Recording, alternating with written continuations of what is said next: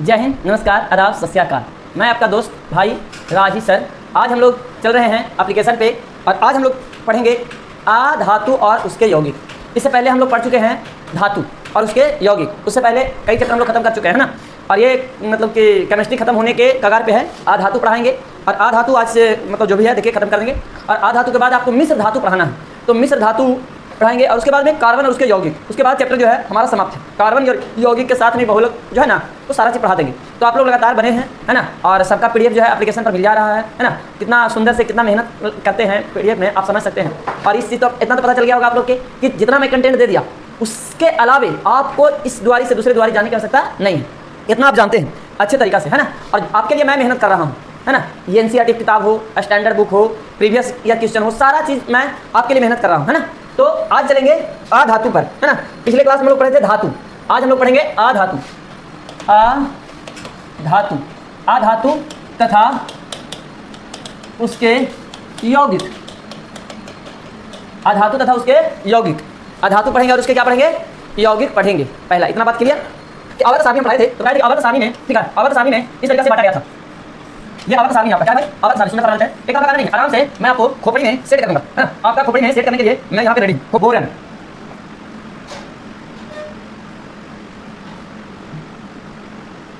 यहाँ पर हो जाता है silicon, germanium, arsenic, antimony, tellurium और पोलोनियम। उपधातुओं की संख्या कितना? 7। पहले ध्यान से देखिएगा, उपधातुओं की संख्या कितना? 7। तो कहेगा कि सर धातु की संख्या कितना?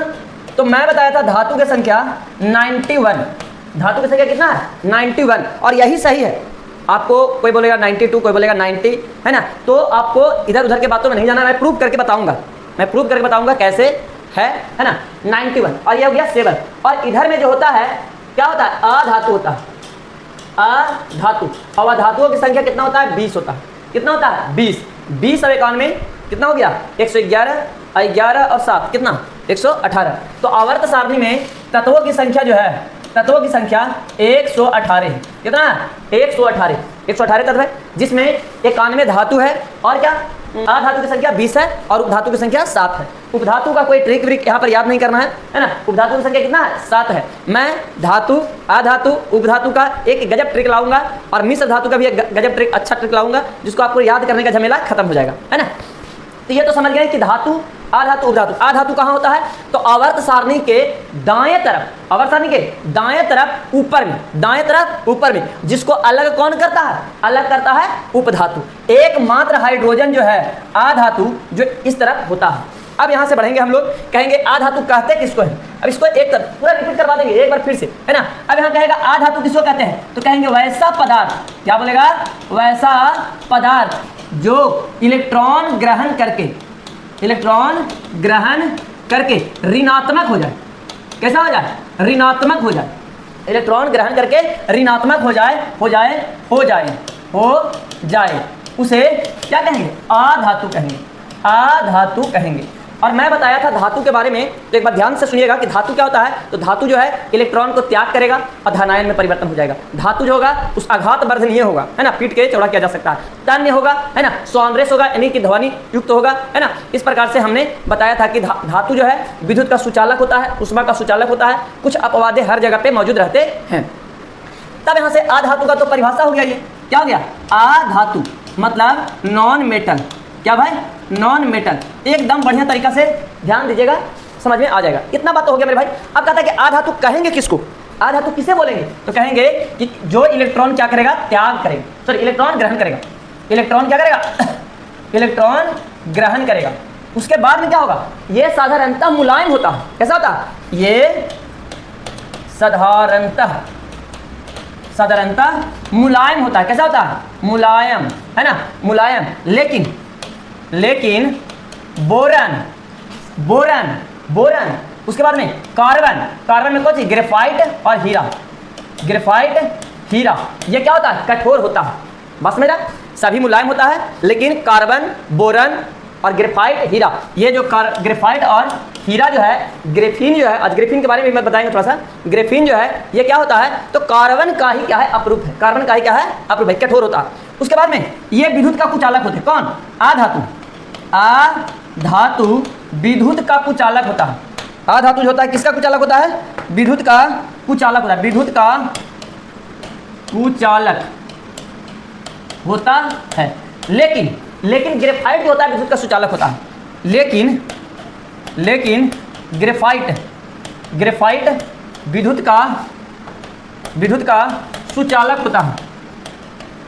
ग्रेफाइट क्या होता है? विद्युत का सुचालक होता है। इतना बात समझ में आ गया कि नहीं आ गया? पहले सुनेगा कि धातु क्या है, कि वैसा तत्व जो एक इलेक्ट्रॉन ग्रहण करके ऋण आयन में परिवर्तन हो जाए उसे अधातु कहेंगे। अधातु साधारणतः मुलायम होता है, लेकिन ग्रेफाइट और हीरा जो है क्या होता है? ग्रेफाइट और हीरा और बोरन ये जो होता है ठोस कठोर होता है।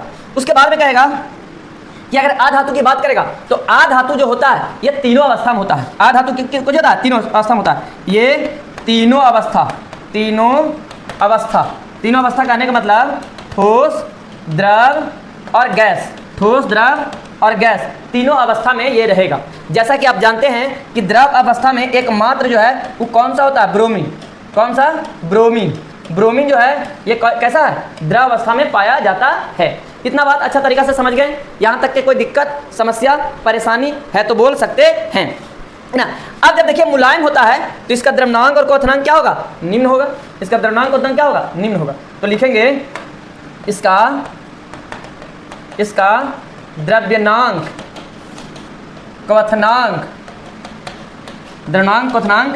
निम्न होता है। द्रव्यनांक क्वथनांक क्या होता है? निम्न होता है। द्रव्यनांक भी निम्न होता है और क्वथनांक भी क्या होता है? निम्न होता है। भाई इतना तो बात आप लोग अच्छा तरीका से समझ गए, यहाँ तक कोई दिक्कत नहीं होता है। आप कहिएगा कि धातु की तरह ये तन्य, तो धातु की तरह तन्य नहीं होता है। धातु की तरह तन्य नहीं होता है। आघात वर्धनीय, तो धातु की तरह आघात वर्धनीय नहीं होता है। धातु के जैसा सौंड्रेस, तो धातु के जैसा ये सौंड्रेस नहीं होता है। बात समझे ना? इतना बातें को हम लोग अच्छी तरीका से समझ ली। यहाँ तक कोई दिक्कत है तो बोलिए।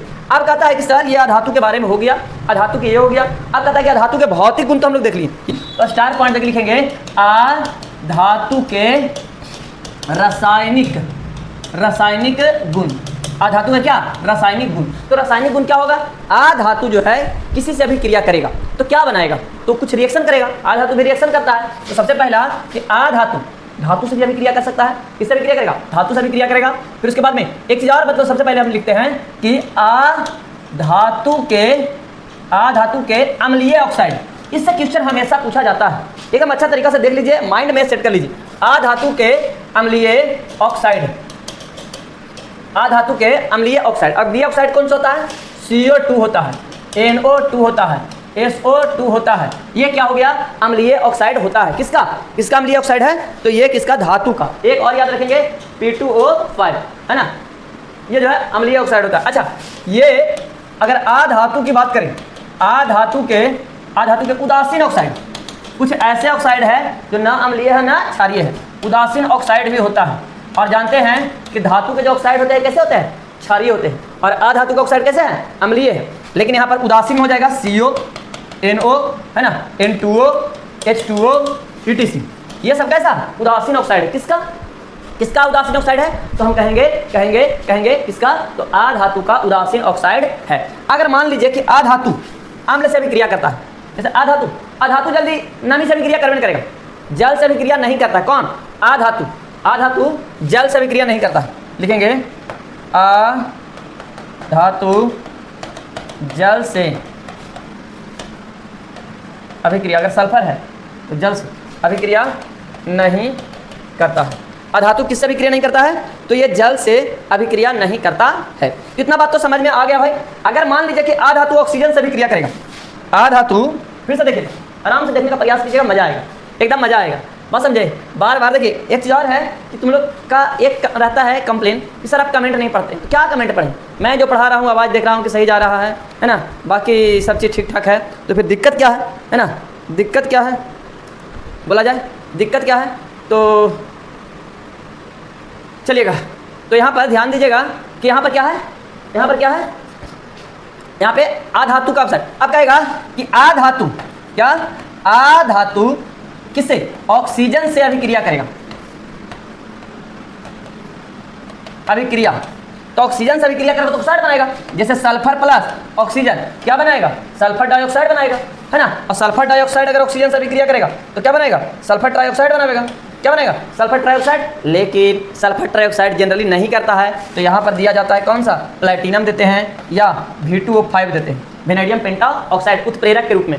इसमें उत्प्रेरक के रूप में आप लोगों को मैं बताया था कि उत्प्रेरक क्या होता है। विशाल जी ऐसे रिपीट करता हूँ। सबसे पहले मैं पढ़ रहा हूँ आधातु। क्या पढ़ रहा हूँ? आधातु। आधातु यहाँ पे देखिए आवर्त सारणी में तत्वों की संख्या कितना है? 118। तत्वों की संख्या कितना है? 118 है ना। आवर्त सारणी में ये वाला जो बॉर्डर है, ये बॉर्डर जो है उपधातु का है। किसका? उपधातु का। और उपधातु के नीचे वाला जितना है धातु है, और ऊपर वाला जो है क्या है? आधातु है। आधातुओं की संख्या कितना? 20। और धातुओं की संख्या कितना? 91। एकमात्र हाइड्रोजन जो है ये मतलब कि उपधातु के इधर में क्या है? आधातु है ना। लेकिन हाइड्रोजन के स्थान के बारे में भी चर्चा हम करेंगे। फिर उसके बाद में हम क्या पढ़ाएं कि वैसा पदार्थ जो इलेक्ट्रॉन ग्रहण करके ऋणात्मक हो जाए उसे क्या कहेंगे? आधातु कहेंगे। क्या कहेंगे? आधातु। इलेक्ट्रॉन ग्रहण करे, ठीक है ना, आधातु। ये साधारणतः मुलायम होता है, लेकिन बोरन, कार्बन, ग्रेफाइट, हीरा ये सब कितना होता है? कठोर होता है। कह रहा है अधातु विद्युत का कुचालक होता है, लेकिन ग्रेफाइट जो है क्या है? विद्युत का सुचालक होता है। ये तीनों अवस्था में रहता है, ठोस, द्रव, गैस। ब्रोमीन किस अवस्था में रहेगा? द्रव अवस्था में रहेगा। ब्रोमीन किस अवस्था में? द्रव। इसका द्रव्यमान तथा क्वथनांक क्या होता है? निम्न होता है। इसका द्रव्यमान तथा क्वथनांक क्या होता है? निम्न होता है, यही ना। उसके बाद में आधातु के रासायनिक गुण के बारे में हम देख रहे थे, देख लीजिएगा एक बार। आधातु का अम्लीय ऑक्साइड, जो आधातु का जो अम्लीय ऑक्साइड होता है, ठीक है ना, और आधातु का उदासीन ऑक्साइड। दो प्रकार के ऑक्साइड होता है आधातु का, एक तो अम्लीय और एक उदासीन। अम्लीय में क्या हो जाएगा भाई? अम्लीय हो जाएगा CO2, NO2, SO2, P2O5, और उदासीन में CO, NO, N2O और H2O। ये सब कैसा है? उदासीन है। आधातु जल से अभिक्रिया नहीं करता, जल से अभिक्रिया नहीं करता। आधातु ऑक्सीजन से अभिक्रिया करता है और क्या बनाता है? ऑक्साइड बनाता है। अभिक्रिया करके ऑक्साइड बनाता है। अब देखेंगे हम लोग, अब देखेंगे लोग आधातु। आधातु कहाँ कहाँ आवर्त सारणी में पाया जाता है? तो आवर्त सारणी में आधातु वर्ग 1 में केवल हाइड्रोजन, वर्ग 2, 3, 4, 5, 6, 7, 8, 9, 10, 11, 12, 13 में आधातु नहीं पाया जाता है। 2 से लेके 13 तक आधातु नहीं पाया जाता। 14 में एक कार्बन, 15 में नाइट्रोजन और फास्फोरस, 16 में ऑक्सीजन, सल्फर, सेलेनियम, 17 में फ्लोरीन, क्लोरीन, ब्रोमीन, आयोडीन और टेनिसिन। टेनिसिन, हालांकि टेनिसिन के विषय में वैज्ञानिकों का विवाद है कि धातु है कि अधातु है, इसको पर चर्चा चल रहा है। 18 में कौन है? Helium, neon, argon, krypton, xenon, radon और क्या है? ओगेनेसॉन है ना। ओगेनेसॉन जो है रेडियो सक्रिय तत्व है ना। उसके बाद में अगर बात किया जाए तो हम सबसे पहले चर्चा करेंगे हाइड्रोजन का। तो हाइड्रोजन का संकेत क्या होता है? H। इसका खोज किया हेनरी कैवेंडिश कब? 1766 ईस्वी में। नामकरण कौन किया? लेबोजियर है ना, एंटोनी लेबोजियर। परमाणु संख्या 1, परमाणु भार 1, न्यूट्रॉन 0 है ना। समस्थानिक की बात करें तो protium, deuterium, tritium. Protium, deuterium, tritium. Protium जो है जिसमें न्यूट्रॉन नहीं होता है, ड्यूटेरियम जो है भारी होता है, और ट्राइटियम जो होता है रेडियो सक्रिय होता है। हाइड्रोजन के स्थान के बारे में तो वर्ग 1 A के जैसा और 7 A के जैसा व्यवहार करता है, इसलिए रखा गया। अब देखा गया कि वर्ग जो है कहाँ कहाँ पाया जाएगा? तो ये जल के रूप में पाया जाएगा, जल में, इसमें जल में पाया जाएगा। अब यहाँ पर देखिए एक बात कीजिएगा कि इसमें भी रहेगा, इसमें भी रहेगा, दोनों जगह रहेगा। इसीलिए हाइड्रोजन को आवारा कहा जाता है, आवारा तत्व कहा जाता है। किसको? हाइड्रोजन को आवारा तत्व के श्रेणी में रखा जाता है। अब देखिए भाई, इतना बात तो आप लोग सब समझ गए। इतना बात जब समझ गए कि इस जल में उपस्थित रहता है, और जल के साथ साथ ये सभी हाइड्रो कार्बन में रहता है, और ब्रह्मांड में सबसे अधिक होता है, सबसे अधिक होता है। कौन? हाइड्रोजन। ब्रह्मांड में सबसे अधिक होता है। कौन होता है सबसे अधिक? हाइड्रोजन। ब्रह्मांड में क्या होता है? सबसे अधिक होता है। कौन? ये कहता है कि संपूर्ण द्रव्यमान के सबसे अधिक तो है, तो संपूर्ण द्रव्यमान के 70% है हाइड्रोजन। पूरा द्रव्यमान के कितना प्रतिशत? 70। ब्रह्मांड में जितना द्रव्यमान है उसका 70% क्या है? ऑक्सीजन है। समझ रहा? 70% क्या होता है? ऑक्सीजन होता है। अब देखेंगे हाइड्रोजन के गुण। क्या देखेंगे? हाइड्रोजन के गुण क्या देखेंगे भाई? हाइड्रोजन के गुण देखेंगे। क्या देखेंगे? हाइड्रोजन के गुण। तो हाइड्रोजन के गुण क्या है? तो भाई ये क्या है? ये तो है, ये धातु के साथ अभिक्रिया करेगा तो हाइड्राइड बनावेगा, और अधातु के साथ भी अभिक्रिया करता है। ये जो होता है इलेक्ट्रॉन त्याग करता है, इलेक्ट्रॉन का क्या करेगा? ये त्याग करेगा। लेकिन धातु के साथ इलेक्ट्रॉन ग्रहण कर लेता है। धातु हाइड्रोजन का अगर बात किया जाए कि रंग कैसा होता है, तो हाइड्रोजन रंगहीन, गंधहीन गैस है। कैसा गैस है? गैस है। और यह है सूर्य के पास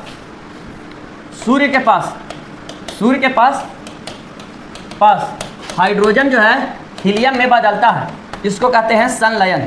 क्या कहते हैं? संलयन। क्या कहते हैं? संलयन। और आप लोग ज्योग्राफी में पढ़िएगा तारा, तो तारा जो है वो क्या होता है, निहारिका में जो गैस होते हैं वो क्या होते हैं, संघनित होती है, और हाइड्रोजन हीलियम में परिवर्तन होता है, और जब पूर्ण परिवर्तन होता है तब बनता है लाल दाना। ज्योग्राफी में पढ़ना है ना, तारा के निर्माण में। तो ये बहुत ज़्यादा इंपॉर्टेंट हो जाता है। तो हाइड्रोजन के गुण में है ना, अब क्या कहा कि हाइड्रोजन क्या है, तो हाइड्रोजन तो सभी जगह जल में पाया जाएगा, यौगिक में पाया जाएगा, है ना। और ये क्या है, वायु से हल्का होता है, इसलिए ऊपर चला जाता है। वायु से हल्का होने के कारण ये कहाँ चला जाता है, ऊपर चला जाता है। अब देखेंगे आगे कि हाइड्रोजन के बारे में अगर देखना चाहते हैं, हाइड्रोजन का रासायनिक गुण। क्या भाई? हाइड्रोजन का रासायनिक गुण। तो हाइड्रोजन के रासायनिक गुण के बारे में अगर चर्चा करें, हाइड्रोजन के रासायनिक गुण के बारे में अगर चर्चा करूं तो क्या करूंगा हाइड्रोजन के रासायनिक गुण की चर्चा। तो सबसे पहले कहेंगे कि हाइड्रोजन ऑक्सीजन से अभिक्रिया करके क्या बनाएगा, जल बनाएगा। दूसरा कहेगा कि हाइड्रोजन हैलोजन से अभिक्रिया करके क्या बनाएगा, अम्ल बनाएगा, हैलो अम्ल बनाएगा, है ना। ये दो तो एकदम ठीक है, एकदम ऑक्सीजन से हाइड्रोजन से अभिक्रिया करके क्या बनाएगा, हैलाइड बनाएगा, ज़्यादातर अभिक्रिया करता है। और उसके बाद में तीसरा कि हाइड्रोजन नाइट्रोजन से अभिक्रिया करके, किससे, नाइट्रोजन से अभिक्रिया करके नाइट्रोजन से अभिक्रिया करके अमोनिया बनाता है, जिसको हम लोग किसमें उपयोग करते हैं, उर्वरक के रूप में उपयोग करते हैं। तो ये अमोनिया बनता है ना, यहाँ पर रहता है लोहा, यहाँ पर उत्प्रेरक कौन, लोहा, और वर्धक मोलिब्डेनम। उत्प्रेरक क्या होता है, जो रासायनिक अभिक्रिया को उत्प्रेरित करता है उसे उत्प्रेरक कहते हैं, और वर्धक किसको कहते हैं, जो उत्प्रेरक को उत्प्रेरित करता है। और ये लगभग 650 केल्विन और 200 एटीएम 200 एटीएम प्रेशर पर होता है। कितना एटीएम पर, 200 एटीएम प्रेशर पर होता है। इतना बात क्लियर। जब इतना बात क्लियर हो गया तो मैं यहाँ लिखेंगे हाइड्रोजन का उपयोग, हाइड्रोजन का उपयोग। अब बताओ भाई, हाइड्रोजन का उपयोग तो पहला करेंगे जल में, जल निर्माण में, जल निर्माण में। दूसरा कहेगा यौगिक निर्माण में, यौगिक निर्माण में कितना प्रकार के, बिना हाइड्रोजन के यौगिक बनेगा नहीं, बहुत सारा यौगिक होता है। फिर उसका बाद तीसरा कहता है कि वनस्पति तेल को हाइड्रोजन जो है वनस्पति घी में बदलता है, वनस्पति घी में बदलता है। और यहाँ पे उत्प्रेरक रहता है निकल प्लैटिनम प्लैडियम। कौन सा उत्प्रेरक, उत्प्रेरक रहेगा निकल प्लैटिनम प्लैडियम। तो इतना बात समझ में आ गया। और किसमें उपयोग करते हैं हाइड्रोजन का, एक आध को बताइएगा। तो रॉकेट ईंधन के रूप में इसका उपयोग करते हैं, रॉकेट ईंधन के रूप में, रॉकेट ईंधन के रूप में, रॉकेट ईंधन के रूप में। उसके बाद में इसको विद्युत उत्पन्न करने के लिए सेल में, है ना, विद्युत उत्पन्न करने के लिए, विद्युत उत्पन्न करने के लिए सेलों में उपयोग करते हैं। किसमें, सेलों में, या ईंधन के रूप में। किसमें, ईंधन के रूप में। हाइड्रोजन को क्या कहा जाता है, भविष्य का ईंधन। हाइड्रोजन को कहेंगे आवारा तत्व, भविष्य का ईंधन कहेंगे, भविष्य का ईंधन कहेंगे, आवारा तत्व कहेंगे, और इसको ईंधन के रूप में उपयोग करेंगे। और इसको क्या कहेंगे, विद्युत रासायनिक सेल में उपयोग किया जाता है। हाइड्रोजन का ये हो गया, है ना। इतना बात तो समझ में आ गया। आगे बढ़ेंगे हम लोग, हाइड्रोजन से जो बनता है यौगिक। जो हाइड्रोजन पढ़ लिए, हाइड्रोजन के यौगिक पढ़ेंगे, ऑक्सीजन पढ़ेंगे, ऑक्सीजन का यौगिक पढ़ेंगे, नाइट्रोजन पढ़ेंगे, नाइट्रोजन का यौगिक पढ़ेंगे। जो 11-12 ने पढ़े उतना नहीं पढ़ाना हम लोग, खाली बस उसका गुण, उपयोग, भौतिक गुण, रासायनिक गुण, उपयोग पढ़ना है। बात समझ रहे ना। तो यहाँ पे ध्यान दीजिएगा कि आगे जो हम लोग पढ़ाने जा रहे हैं, बहुत ज़्यादा इंपॉर्टेंट है जल। क्या पढ़ाने जा रहे हैं, जल। तो सबसे पहले यहाँ पे हम लोग देखेंगे जल, जल, जल यानी कि वाटर, वाटर क्या देखेंगे, वाटर, है ना। वाटर जैसे बोले तो आप लोग दिमाग में कुछ कुछ तो चलने लगा होगा। कैसे चलने लगा कि जब स्कूल में आप लोग पढ़ना स्टार्ट किए थे, तो जब पढ़ना स्टार्ट किए थे तो उस समय इंग्लिश जब सीखे थे ना, तब पहली बार हम लोग क्या वाटर जानते थे, पानी, वाटर इज पानी। तो जब घर जाते थे तो पानी नहीं बोलते थे, वाटर दिए वाटर। या तो कहीं पर मतलब कि जाते थे हम लोग शादी ब्याह में खाने के लिए, है ना, पार्टी खाने के लिए, तब उसमें जब पानी चलाना होता था, हम लोग तो मतलब कि न्याय से बैठ के खाने वाले आदमी है ना।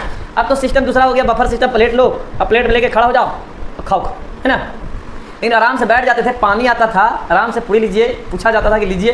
भाई कि मतलब कि मैंने तो जाकर के फिर से लाइन में लगी है और खाइए पिए, है ना। तो वहाँ पर बोलता था वाटर वाटर वाटर वाटर, इस तरीके से नहीं बोलता था। तो वाटर, ये वाटर जो है जल ही जीवन है, जल ही जीवन है ना। जिसको हम लोग क्या कहेंगे, पानी। क्या कहेंगे भाई, पानी कहेंगे। क्या कहेंगे, पानी। तो जल का जो सूत्र होता है वो क्या होता है, H2O। जल का सूत्र जो होगा क्या होगा, H2O होगा, है ना। ये सजीवों में, मानव शरीर में कहेगा, सजीवों में नहीं, मानव शरीर में। तो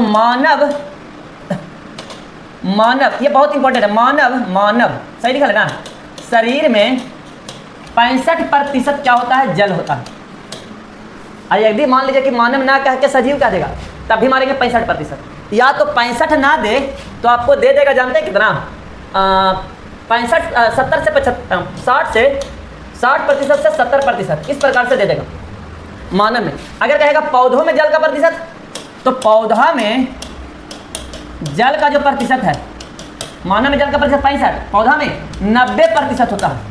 कहीं किसी किसी सोर्स में 95% भी रहता है ना। तो 90% हम लोग याद करके चलेंगे। 80 से 90% किस में रहता है, पौधा में जल का प्रतिशत कितना प्रतिशत, 90%, या 80 से 90%। अगर देखा जाए कि हमारा पृथ्वी पर जल जो है कितना प्रतिशत है, तो 71% जल है। अरे बाप रे बाप, 71% जल है। तो ये हमारे सरकार जो है नल जल की योजना पूरा लाया जा रहा है कि नहीं भाई, घरे घरे जल पहुंचाया जाए। जब पृथ्वी पर 71% जल है तो घरे घरे जल पहुंचाने का योजना चल रहा है। क्यों चल रहा है, तो जो संपूर्ण जल है ना, संपूर्ण जल का 97%, बाप रे बाप, सागरीय जल है। बात समझे, 97% जो है सागरीय जल है। अब 97% सागरीय जल है चला, तो सागरीय जल में क्या होता है, नमक होता है, लवण होता है, पीने योग्य नहीं होता है। समझ गया ना।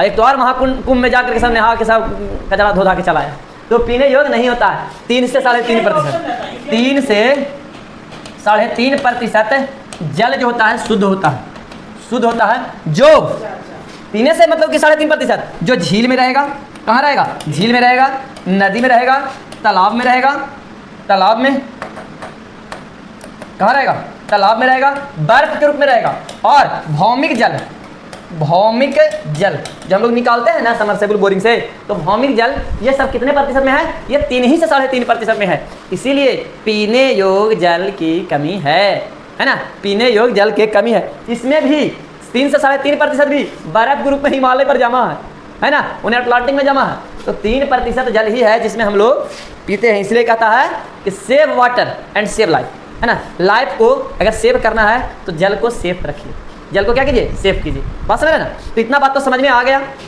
यहाँ पे जल के बारे में कुछ कहें तो आपको अकल आ जाएगा। अच्छा, कहता है कि जल जो है, जल का जो है ये इसका गुण कैसा होता है, अम्लीय होता है, क्षारीय होता है, उदासीन होता है। तो जल जो होता है उदासीन होता है। तो जल कैसा होता है, उदासीन होता है। जल उदासीन होता है और इसका पीएच मान कितना होता है, 7 होता है। जल का पीएच मान जल का पीएच मान कितना होता है, 7 होता है। देखिए तो चला ना, जल का पीएच मान कितना होता है, 7 होता है। अब एक बात और मैं बताऊं कि 4 डिग्री सेंटीग्रेड पर, 4 डिग्री सेंटीग्रेड पर जल का घनत्व अधिक होता है, लेकिन आयतन क्या होता है, कम होता है। 4 डिग्री सेंटीग्रेड पर जल का घनत्व उच्च होता है और आयतन क्या होता है, निम्न होता है।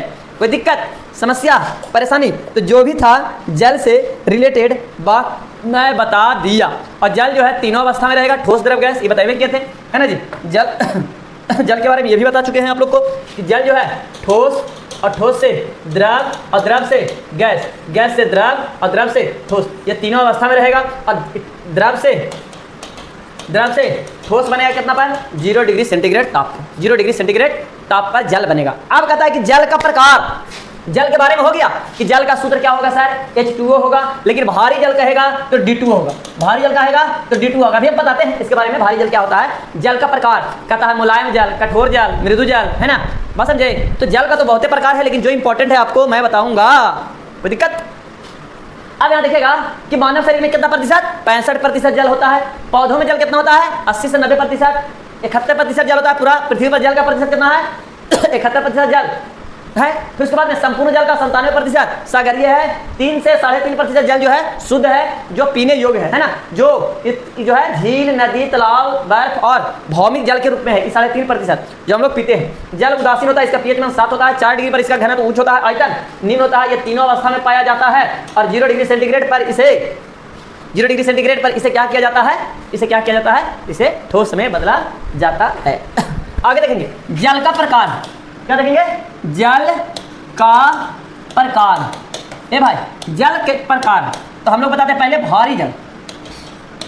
भारी जल दूसरा बताएंगे मृदु जल, मृदु जल, और तीसरा करेंगे कठोर जल।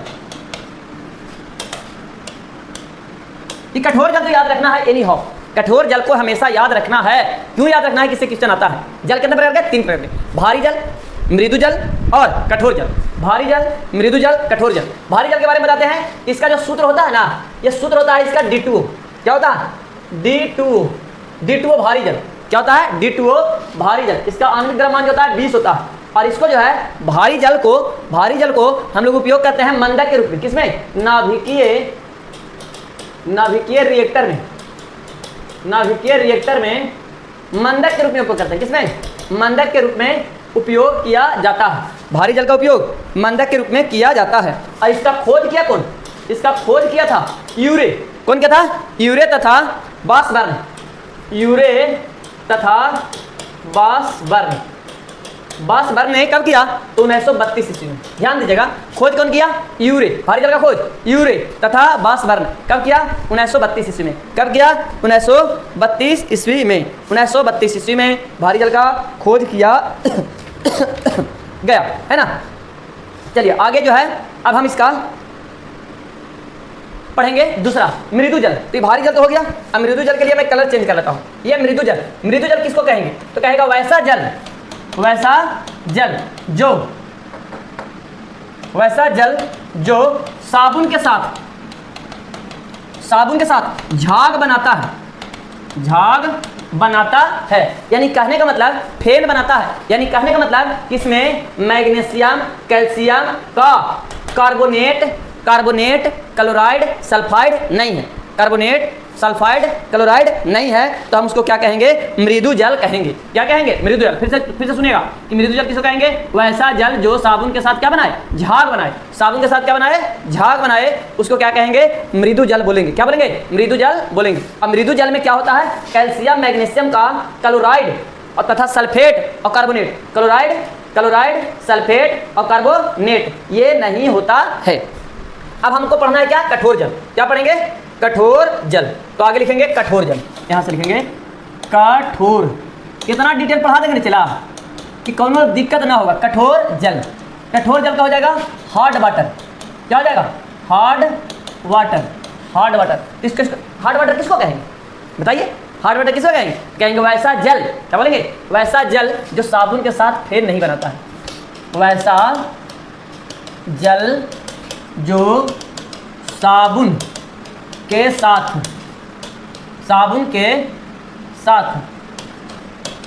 फेन का निर्माण नहीं करता है। साबुन के साथ फेन का निर्माण नहीं करता। क्यों नहीं करता, क्योंकि कठोर जल में क्या लिखेंगे, क्योंकि कठोर जल में कैल्शियम तथा मैग्नीशियम का क्लोराइड सल्फेट तथा कार्बोनेट मौजूद होता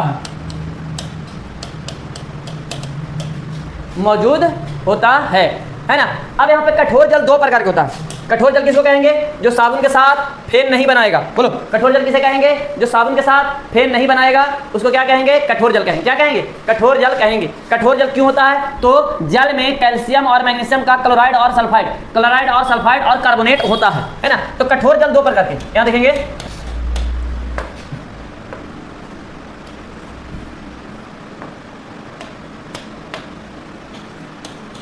कठोर जल का प्रकार। तो कठोर जल 2 प्रकार का होता है। कितने प्रकार के, 2 प्रकार के। एक होता है अस्थाई कठोरता। ए भाई, कठोरता एकदम बरियार टाइप से कहेंगे अस्थाई।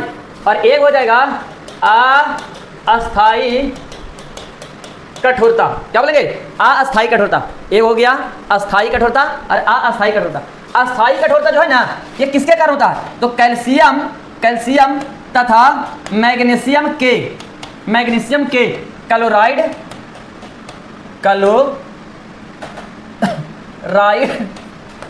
तथा सल्फेट, है ना। कैल्शियम तथा मैग्नीशियम के क्लोराइड तथा सल्फेट के कारण। फिर से सुनेगा, अस्थायी कठोरता कैसे, जल में अस्थायी कठोरता कैसे आएगा, जल में अस्थायी कठोरता आएगा कैल्शियम और मैग्नीशियम के, कैल्शियम और मैग्नीशियम के क्या, कैल्शियम और मैग्नीशियम के क्लोराइड तथा सल्फेट के कारण। और अस्थायी कठोरता तो कैल्शियम तथा मैग्नीशियम के कार्बोनेट के कारण, कार्बोनेट के कारण।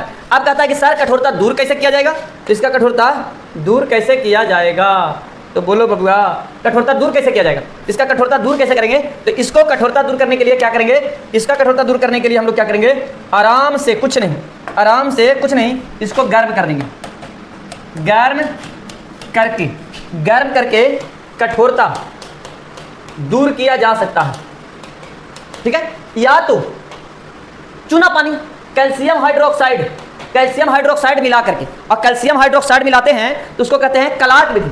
क्या कहते हैं, कलार्क विधि, क्या बोलेंगे, कलार्क विधि।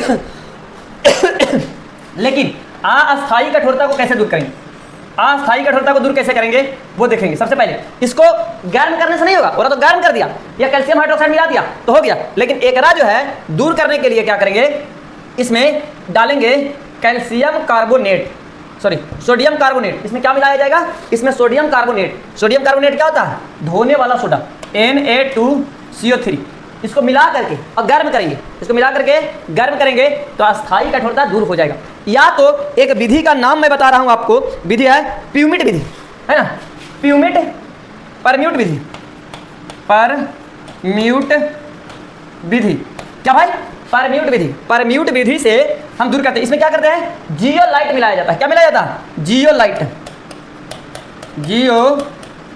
मिलाया जाता है। और जियोलाइट का फार्मूला बता दूं मैं, सोडियम, इसमें क्या हो जाएगा, sodium aluminium silicate, sodium aluminium silicate, बोलो सोडियम अल्युमिनियम सिलिकेट, NaAlSiO4, ये हो गया क्या हो गया, जियोलाइट।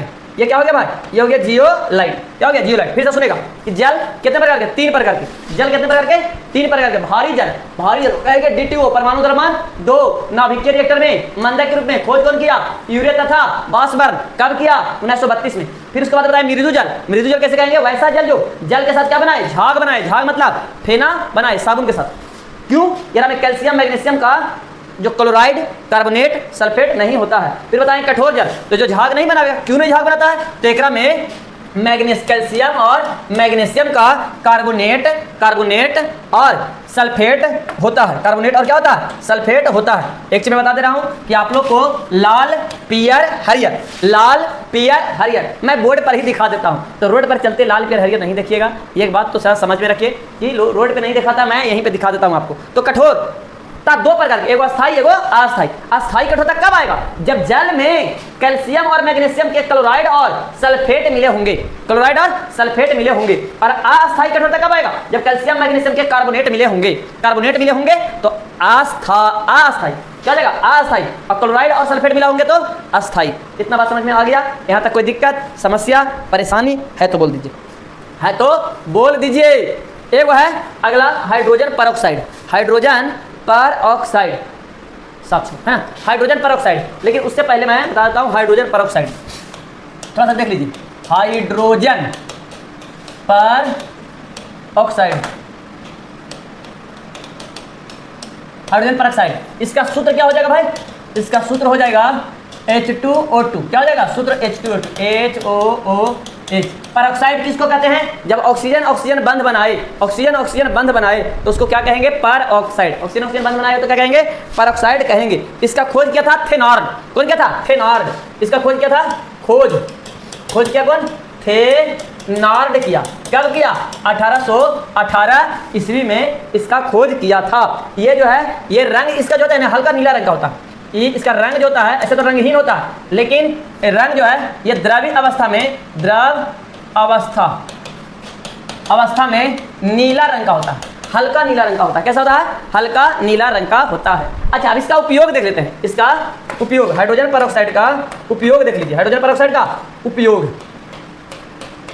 हाइड्रोजन परऑक्साइड का उपयोग किस में करेंगे, हाइड्रोजन परऑक्साइड का उपयोग तो सबसे पहला इसका एकदम खतरनाक चीज कि कीटनाशक के रूप में, किसमें, कीटनाशक के रूप में, कीटनाशक के रूप में उसके बाद में कीटनाशक के रूप में करेंगे, और एंटीसेप्टिक कहने का मतलब प्रतिरोधी, इंग्लिश लिख दो एंटीसेप्टिक के रूप में किसमें उपयोग करेगा? एंटीसेप्टिक के रूप में। और जो आप लोग चलते फिरते इधर उधर चलते हैं, देखते हैं ना कि किसी का बाल जो है काला नहीं, हरियर कलर के रंगल है, लाल कलर के रंगल है, उजर कलर के रंगल है, तो भाई वे ये हाइड्रोजन परऑक्साइड वगैरह पहले क्या करता? विरंजित करता। इसको विरंजक मतलब उसका रंग उड़ा देता, उजर करता है। अब उजर पर कौन रंग लगा दो, है ना, तो उसको क्या करता है? विरंजक के रूप में, बालों के विरंजक लिख दो, बालों के विरंजक महंगा होता है, बालों के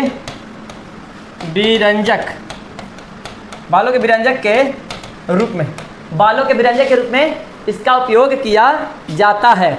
उसके बाद में एक आध और लिख लेंगे रॉकेट में ईंधन के रूप में करते हैं। किसमें? रॉकेट हो गया, जेट हो गया, है ना, प्लेन हो गया, इस समय ईंधन के रूप में उपयोग करते हैं। और क्या भाई?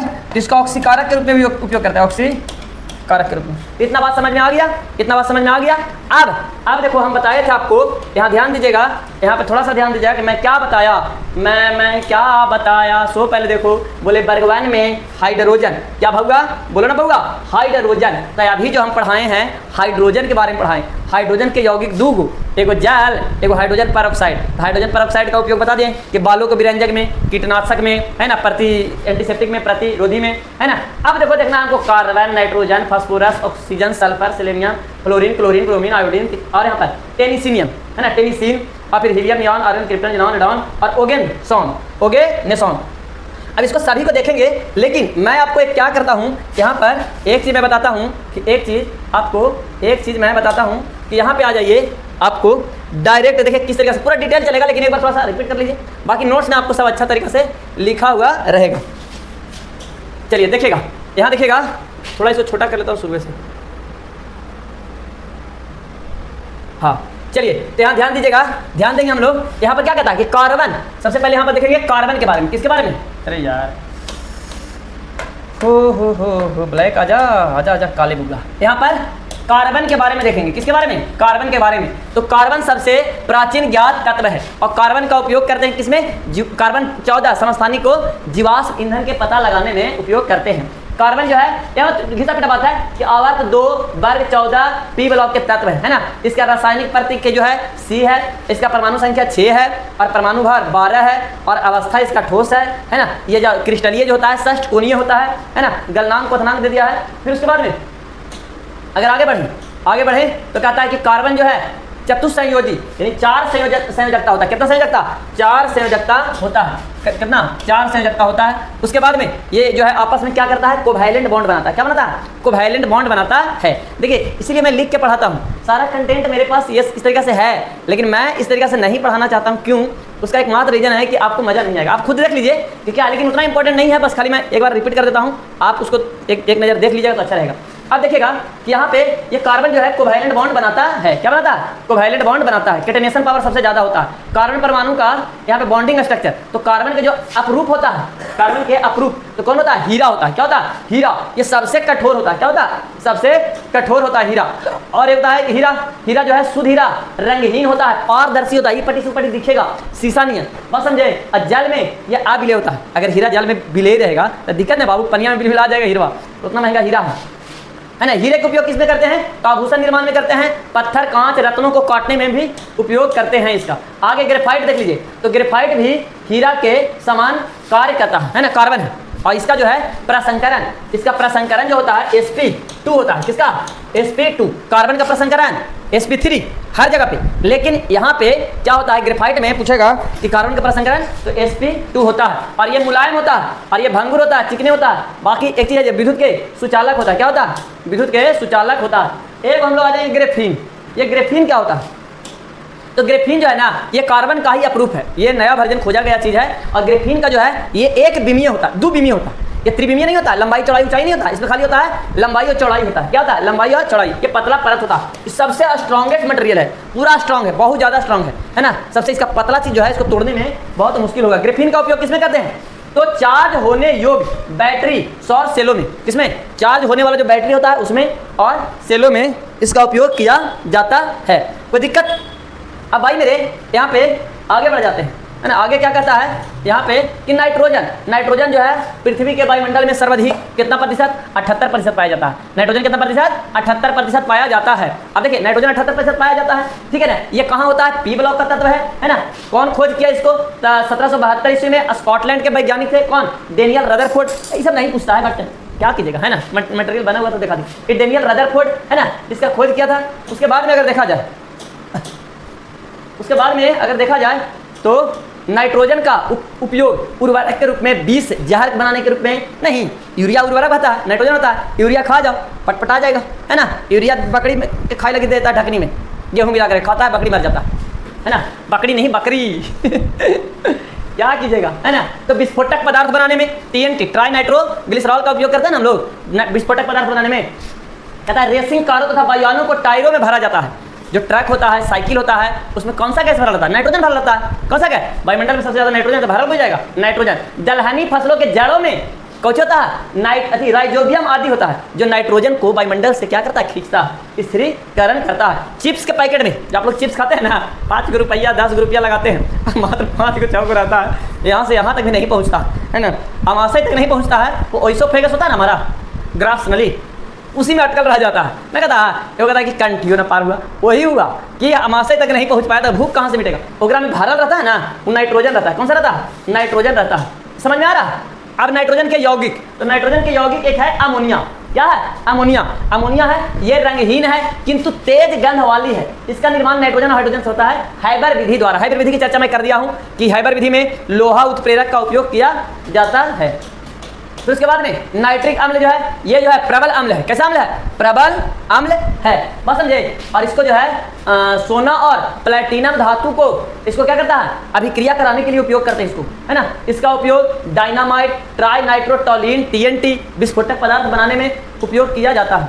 चलिए ध्यान दीजिएगा। नाइट्रस ऑक्साइड, ये देखिए N2O लाफिंग गैस। अगर आपको सुना दिया जाए ना तो हंसते रहिएगा। एक वो कोई मरल रहेगा तो ही करेगा हंसते रहेगा। तुमको लगेगा ना कि मतलब हम कंट्रोल नहीं कर सकते, हंसते हंसते आदमी मर जाता है। लाफिंग गैस होता है इसको, ठीक है ना। लाफिंग गैस, इसको सुंघा देने पर, है ना, खुदक कर हंसता है ना। इसीलिए इसे हास गैस कहता है। और निश्चेतक के रूप में भी किया जाता है ना। चलिए उसके बाद देखिएगा फास्फोरस के बारे में आ जाता है। फास्फोरस आवर्त सारणी का वर्ग 3 तथा 15 में है ना। फास्फोरस के, चलिए फास्फोरस का उपयोग कहाँ करते हैं? लाल फास्फोरस को माचिस के रूप में उपयोग करते हैं। किसको? लाल फास्फोरस है ना, माचिस के तिल्ली में, फटाका बनाने में, बम विस्फोटक में उपयोग करते हैं। किसको? लाल फास्फोरस को। ये जहरीला होता है, सॉरी यह गंधहीन होता है, यह जहरीला नहीं होता, जहरीला नहीं होता। चलिएगा सफेद फास्फोरस जो है ना, यह जल में घुल जाता है, सूर्य के प्रकाश में बाष्पित होकर सिंदूरी फास्फोरस बनाता है, जो अंधेरे में चमकता है। कैसा बनाता है? अंधेरे में चमकता है। काला फास्फोरस 2 प्रकार होता है, अल्फा और बीटा। इसके बारे में ज़्यादा डिटेल नहीं देखना। अच्छा एक ही देखना है कि जहरीला सफेद फास्फोरस होता है ना, जहरीला प्रवृत्ति का होता है ना। चलिए ऑक्सीजन स्वयं ज्वलन है परंतु दहन की सहायता करता है। तो देखिएगा ऑक्सीजन के उपयोग, यहाँ पर ऑक्सीजन में ओजोन देखना है। क्या देखना? ओजोन। देखिए कहता है ना कि ऑक्सीजन का सर्वाधिक उपयोग, अच्छा दूसरा जगह चला है। ओजोन जो है ना ऑक्सीजन का अपरूप है, O3। क्या भाई? O3 ये जो है पराबैंगनी, सूर्य से आने वाले पराबैंगनी किरणों को क्या करता है? रोकता है। ये समताप मंडल में पाया जाता है, संरचनात्मक परत है ना। ओजोन क्या है? तो ओजोन जो है पराबैंगनी किरण को रोकता है। ओजोन क्षरण से, है ना, क्लोरोफ्लोरोकार्बन जो एसिड निकलता है, एसी से तो क्लोरोफ्लोरोकार्बन निकलता है। फ्रियॉन गैस जो है क्लोरोफ्लोरोकार्बन निकलता है। चलेगा, तो इसे मजा आ रहा है ना। फिर कहता है कि सल्फर के बारे में कहता है, सल्फर वर्ग 3 और 16 के तत्व है ना। सरसों, प्याज, लहसुन में सल्फर जैसा गंध मिलता है। चलिए ये सब छोड़ दीजिए, बाकी जो है सेलेनियम का खोज, ये सब देख लीजिएगा, बाकी हम बता देते हैं। आवर्त सारणी के वर्ग 17, ये देखना, ये इंपॉर्टेंट है। वर्ग 17 में फ्लोरीन, क्लोरीन, ब्रोमीन, आयोडीन और कौन है? अस्टैटिन और एक है टेनेसिन। बुझिए टेनेसिन है, TS, इसका सिंबल क्या है? टेनेसिन। अब देखिए कहता है कि ये सब जो है हाइलोजन है। क्या है? हाइलोजन है। अब देखिएगा कि हाइलोजन में यहाँ पर देखिएगा कि टेनेसिन एक के विषय में वैज्ञानिक को मतभेद है। हम बोले थे कि टेनेसिन है धातु है कि अधातु है, इसके विषय में क्या है? मतभेद चल रहा है। क्या चल रहा? मतभेद चल रहा है। हाइड्रोजन के अंतिम कक्षा में, बाहरी कक्षा में 7 इलेक्ट्रॉन होता है, इसका संयोजकता 1 होता है। क्या होता है? संयोजकता 1 होता है। ये सब जनरल बातें से बराबर हुआ। ब्रोमीन जो है द्रव अवस्था में पाया जाता है। उसके बाद में अगर देखा जाए फ्लोरीन के, तो फ्लोरीन के रासायनिक चिन्ह F, परमाणु संख्या 9, परमाणु द्रव्यमान 19 और समान दाब पर यह अवस्था में गैस होता है। खोजकर्ता फ्लोरीन का खोजकर्ता कौन है? हेनरी माइसन। कब किया है? 1886 में। हेनरी माइसन 1886 में किया। यह सबसे हल्का हैलोजन तत्व है और विद्युत ऋणात्मकता सबसे ज्यादा है। उपयोग कहाँ करते हैं? तो फ्लोरीन तथा नाभिकीय ईंधन के प्रसंस्करण में। टेफ्लॉन जैसे उच्च ताप सह फ्लोरो केमिकल, टेफ्लॉन जैसा है ना, आप लोग जो हम पिछले क्लास में चर्चा किए थे कि एल्युमिनियम के बर्तन में लगातार भोजन करने से क्या होता है? पेट में जो होता है जमा हो जाता है ना, और जमा हो जाने से क्या होता है? वो दिक्कत करता है। लेकिन आयरन के बर्तन में खाने से शरीर में आयरन की कमी नहीं रहता। लेकिन एक टेफ्लॉन होता है जो फूल नियर बना होता है काला के, तो टेफ्लॉन होता है। तो मतलब क्या होता है? तो टेफ्लॉन जो होता है फ्लोरीन रहता है, कार्बन रहता है, कार्बन टेट्राफ्लोराइड रहता है। टूथपेस्ट के निर्माण में, फ्रिज एवं एसी में CFC क्लोरोफ्लोरोकार्बन में, क्लोरोफ्लोरोकार्बन के रूप में फ्लोरीन का उपयोग किया जाता है। क्लोरीन के बारे में आप देख रहे हैं, खोजकर्ता कौन है? CW सीले। और ये जो है यह हरे पीले रंग एवं तेज गंध वाली गैस है। हरे पीले गंध वाली तेज गंध वाली है। इसका उपयोग करते हैं विरंजक चूर्ण के रूप में, आसुक गैस में, मस्टर्ड गैस में, क्लोरोफॉर्म में, औषधियां में, दवाइयां बनाने में भी इसका उपयोग करते हैं क्लोरीन का। ब्रोमीन का रासायनिक चिन्ह क्या है? बाकी मतलब कि परमाणु भरमान, इसका खोजकर्ता कौन किया? AJ बैलार्ड। कौन किया? AJ बैलार्ड 1826 में। यह एकमात्र अधातु है तथा आवर्त सारणी का दूसरा तत्व है जो समान ताप पर द्रव अवस्था में पाया जाता है। एक तो पारा और दूसरा कौन? ये ब्रोमीन। ये दुइये को है। इसका उपयोग फोटोग्राफी में सिल्वर ब्रोमाइड के रूप में, एक चीज और, जो आईना देखते हैं ना, तो पीछे में जो कलर रहता है वो किसका रहता है? सिल्वर ब्रोमाइड का ही रहता है। नींद आने वाली औषधि निर्माण में, ए भाई नींद नहीं आवेगा, विद्यार्थी लोग के कहे कि नींद नहीं आवेगा, ये हो सकता है। किताब खोलो नींद आना चालू, है ना, किताब खोलो नींद आना चालू हो जाएगा, है ना। साइंस में केमिस्ट्री खोलो, आर्ट्स में इकोनॉमिक्स खोलो या हिस्ट्री खोलो, नींद आ जाएगा। बस है ना। इस तरीके से आयोडीन के बारे में, आयोडीन जो है रवादार ठोस है और ये क्या होता है? चमकीला होता है। इसका खोज क्या है? बर्नार्ड क्रोटाइस, है ना, बर्नार्ड क्रोटाइस 1811 ईस्वी में। इसका उपयोग पोषक के रूप में करते हैं। Iodine NaCl। आयोडीन की कमी से घेंगा रोग होता है, जिसको गलकंड रोग भी कहते हैं, ग्वाइटर रोग भी कहते हैं। गलकंड तथा घेंगा रोग या ग्वाइटर रोग कहते हैं। ये सब चीज मजा आ रहा है। चलिए उसके बाद में वर्ग 18 आवर्त सारणी के समूह 18 के सम्मिलित गैसीय तत्वों का उत्कृष्ट गैस। वर्ग 18 के तत्वों को क्या कहते हैं? उत्कृष्ट गैस कहते हैं। उत्कृष्ट गैस में, ठीक है ना, देखिएगा हीलियम जो है ये क्या होता है? हीलियम जो है प्रथम तत्व है और हीलियम जो है ना ऑक्सीजन के साथ गोताखोर पानी में या पर्वतरोही समुद्र में जाने वाले लोग या पहाड़ पर चढ़ने वाले लोग ऑक्सीजन, शुद्ध ऑक्सीजन नहीं लेता, ठीक है ना, क्योंकि शुद्ध ऑक्सीजन लेगा तो दिक्कत हो जाएगा। कहीं वायुमंडल से ले रहा है तो ऑक्सीजन और नाइट्रोजन ले रहा है, इसीलिए क्या करता है? ऑक्सीजन के साथ हीलियम मिला दिया जाता है ना। गुब्बारा में भरा जाता है, वायुयान के टायर में भरा जाता है। हाइड्रोजन हल्का गैस होते हुए वायुयान के टायर में नहीं भरा जाता। क्यों? क्योंकि हाइड्रोजन जो है विस्फोट कर जाएगा, पता है ना। हाइड्रोजन क्या कर जाएगा? विस्फोट कर जाएगा था साग छिटा जाएगा ऊपर, है पता चलेगा कुछ तो गिर लो, ऐसे ऐसे झाड़ेंगे नहीं तो पता चलेगा कि वो बाद में पता चलेगा कि वो वायुयान क्रैश कर गया था। कैसे? तो टायर में फट गया था। बाद में पता चला कि ना तो हम तो मतलब कि हमारा पर तो गिर गया था वो रखवा, हम छुआ गए ना, है वो नहीं, है ना। तो इसका खोज कौन किया था भाई? तो जुल्स जेनसेन। कौन? जुल्स जेनसेन को किया था एवं JN लॉकेयर 1868 में। चलिएगा, तो ये सब चीज जो हो गया। यहाँ पर देखना है कि नियॉन की खोज क्रिप्टन और जेनॉन के साथ की गई थी। यह वायु में हल्की होती है, इसीलिए पृथ्वी वायुमंडल से बाहर निकल जाती है। ये पृथ्वी के वायुमंडल से बाहर निकल जाता है। कौन? नियॉन, है ना, बाहर भाग जाता है हल्का होने के कारण। उपयोग क्या करते हैं? तो विज्ञापन प्रदर्शित करने वाले बोर्ड के बल्बों में, जो विज्ञापन प्रचार करता है ना, उसका बोर्ड में उपयोग किया जाता है ना। निर्वात नली में, टेलीविजन ट्यूब में, है ना। आर्गन का उपयोग किससे करते हैं? तो आर्गन को उपयोग करते हैं हम लोग उच्च ताप वाली औद्योगिक प्रक्रिया में या पैकिंग शराब निर्माण में, है ना। पैकिंग शराब निर्माण में भी किया जाता है। क्रायो सर्जरी में किया जाता है। कैंसर कोशिका को किया जाता है। क्या हो गया? क्रिप्टन का उपयोग फ्लोरेंस लैंप में किया जाता है ना। चलिए, तो आज का सेवा हमको समाप्त किया जाए। रेडॉन बाकी आप लोग को दिखा दिए, सब देख लीजिएगा थोड़ा सा, है ना। तो अधातु की कहानी खत्म। लेकिन फिर से एक बार मैं आप लोग को एक चीज़ बताना चाहूँगा। आ जाइए अपने होम पेज पर आइए, और यहाँ देखिएगा आप लोग अपना कि सबसे पहले मैं एक रिपीट कर देता हूँ। टाइम कितना हो गया विशाल जी? सॉल्यूशन। चलिए ध्यान दीजिएगा, आधातु क्या है, जो इलेक्ट्रॉन क्या करे, ग्रहण करे, और ग्रहण करेगा तो क्या हो जाएगा, ऋणात्मक। आधातु की संख्या कितना होता है, 20 होता है। आधातु की संख्या आवर्त सारणी में क्या होता है, तो ऊपर में दाएं तरफ, ऊपर में दाएं तरफ। फिर उसके बाद में आधातु के बारे में हम गुण बता दिए कि आधातु जो होता है विद्युत का कुचालक होता है, लेकिन ग्रेफाइट विद्युत का सुचालक होता है। आधातु ठोस, द्रव, गैस तीनों अवस्था में पाया जाता है।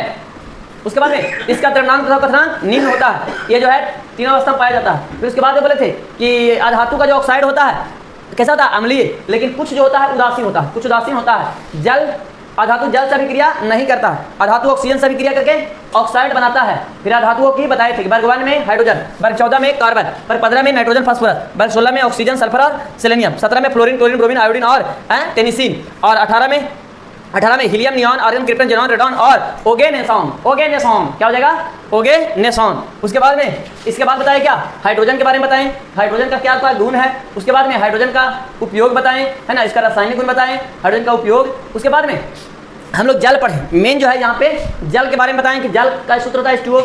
मानव शरीर में 65%, पौधों में 90%, पूरा मतलब कि पृथ्वी पर 71% जल होता है। संपूर्ण जल का 97% सागरीय है और 3% पीने योग्य है, जो नदी, झील, झरना, पहाड़ और भौमिक जल के रूप में है। जल जो होता है उदासीन होता है, इसका पीएच मान 7 होता है ना, इसका पीएच मान कितना होता है, 7। 4 डिग्री पर इसका घनत्व उच्च होता है, आयतन निम्न होता है। ये तीनों अवस्था में परिवर्तन होता है। ये 0 डिग्री पर क्या होता है, ठोस अवस्था में होता है। जल का प्रकार भारी जल जो ड्यूटेरियम से बनेगा, ड्यूटियो, ये नाभिकीय रिएक्टर के मंदक के रूप में क्या करेगा, इसका खोज यूरे तथा बासबर्न ने किया था 1932 ईस्वी में। मृदु जल जो साबुन के साथ झाग बनाता हो, है ना। उसके बाद में कठोर जल जिसमें कैल्शियम मैग्नीशियम का कार्बोनेट सल्फेट क्लोराइड हो, उसको क्या कहेंगे, कठोर जल। कठोरता 2 प्रकार के, एक अस्थाई एक अस्थाई। मैग्नीशियम और कैल्शियम के क्लोराइड और सल्फेट रहेगा तो अस्थाई, लेकिन मैग्नीशियम और कैल्शियम के कार्बोनेट रहेगा अस्थाई।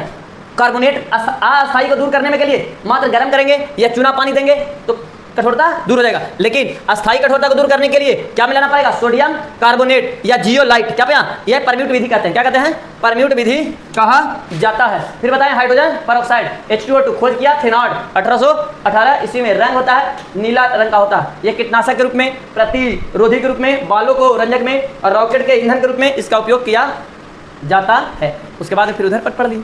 आज का सेवा यहीं पे समाप्त किया जाए। Bye, love you, take care, खुश रहिए, मस्त रहिए, स्वस्थ रहिए। और यदि चैनल पे नए हैं तो चैनल को सब्सक्राइब कर लीजिए, है ना। चलिए ठीक है विशाल जी, खत्म कीजिए।